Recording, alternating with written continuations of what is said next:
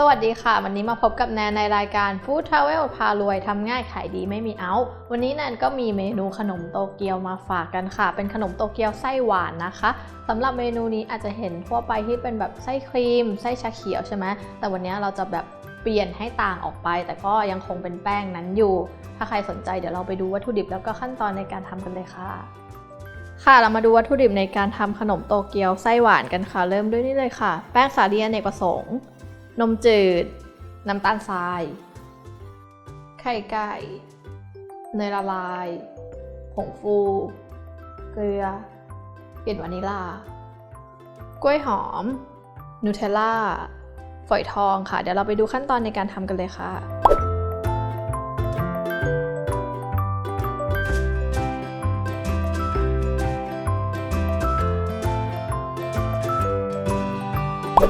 เรามาเริ่มทำเมนูขนมโตเกียวแบบนุ่มกันนะคะ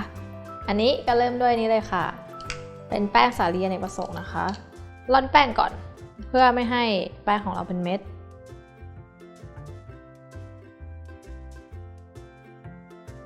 ทยอยร่อนก็ได้นะคะ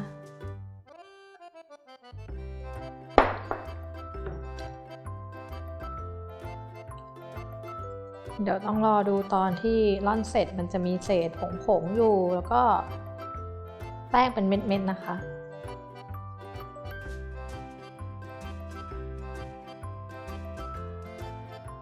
เห็นปะจะเป็นเม็ดๆอย่างนี้เราก็ใช้มือเนี่ยบางทีอาจจะมีเศษขี้ฝุ่นด้วยร่อนให้หมดเลยนะคะถ้าหากใครมีอันใหญ่ก็ใช้อันใหญ่ก็ได้ค่ะ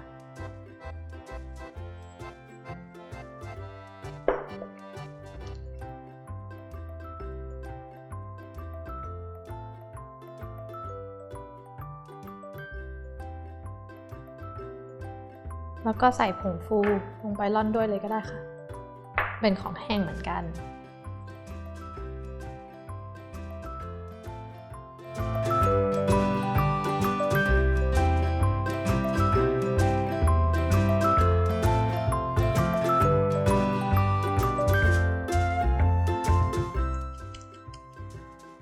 นี่หมดแล้ว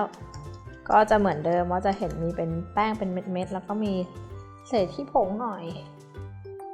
แล้วก็ตามด้วยน้ำตาลทรายค่ะเกลือทีนี้เดี๋ยวเราจะใส่นมจืดลงไปนะคะนมสดรสจืด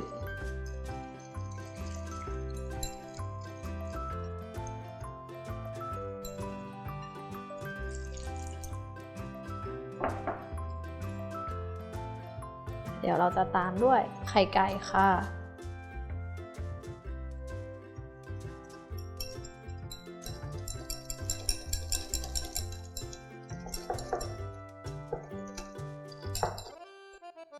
แล้วก็ไข่ไก่นะ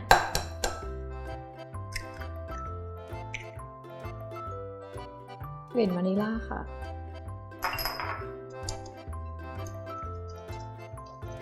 ตีให้เข้ากันเลย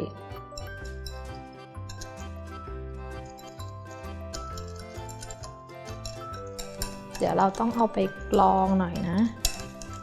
เผื่อแป้งเป็นเม็ดนะคะแล้วก็ใส่เนยละลายอันนี้นั่นใช้เป็นเนยจืดนะคะเพราะว่าเราใส่เกลือไปแล้ว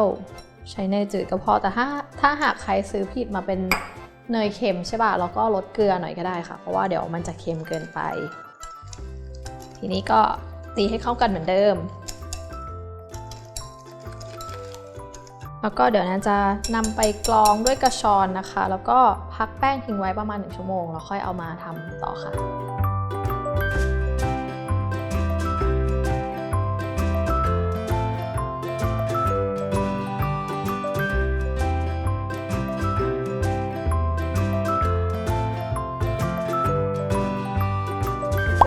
ตอนนี้แป้งก็ได้ที่แล้วนะคะทีนี้เรามาทำตัวโตเกียวบนกระทะกันเลยนะคะอันนี้จะเป็นกระทะทอดเครปแต่ถ้าใครที่บ้านไม่มี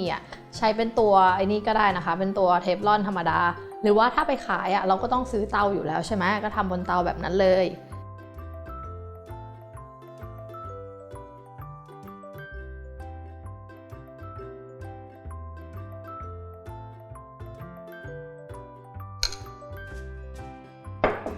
เร่งไฟหน่อยอันนี้แนนไม่ได้ทาเนยอะไรเลยนะ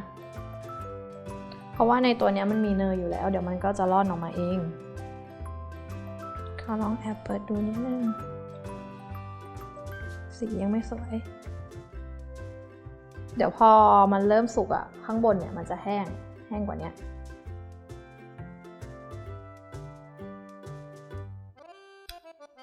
อันนี้จะใช้เป็นไส้นูเทลล่ากับกล้วยนะคะแล้วก็นูเทลล่าฝอยทองเราสามารถเพิ่มราคาก็ได้เพราะว่าวัตถุดิบที่เราใช้เนี่ยมันสามารถเพิ่มได้เป็นชิ้นแล้วแบบ15 บาทหรือว่า20 บาทก็ได้แล้วแต่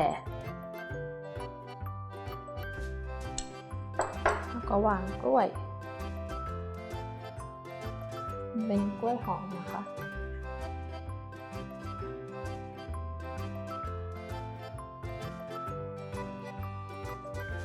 แล้วก็ฝอยทองอันนี้สีก็น่าจะเริ่มได้แล้วอันนี้เราลองมาดูนี่ได้แล้ว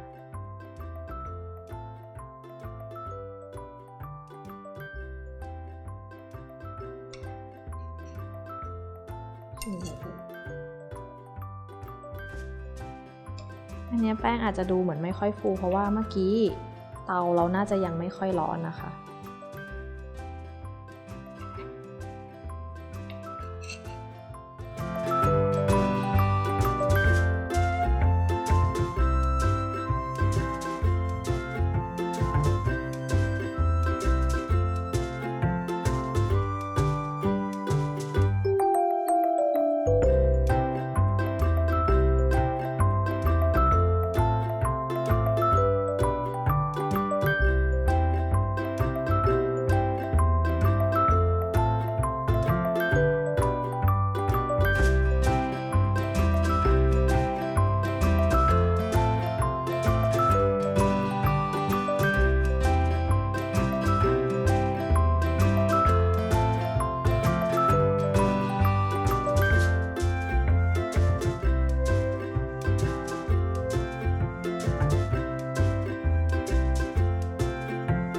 ค่ะอันนี้ก็เสร็จเรียบร้อยแล้วนะคะสำหรับเมนูขนมโตเกียวไส้หวานนะคะเป็นไส้นูเทลล่ากล้วยหอมแล้วก็ไส้นูเทลล่าฝอยทองค่ะทีนี้เราก็เพิ่มความแบบ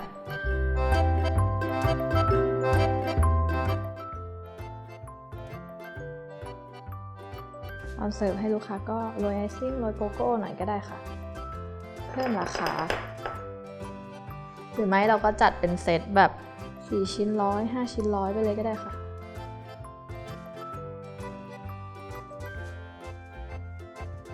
นี่เลยหน้าตาก็จะน่าทานแบบนี้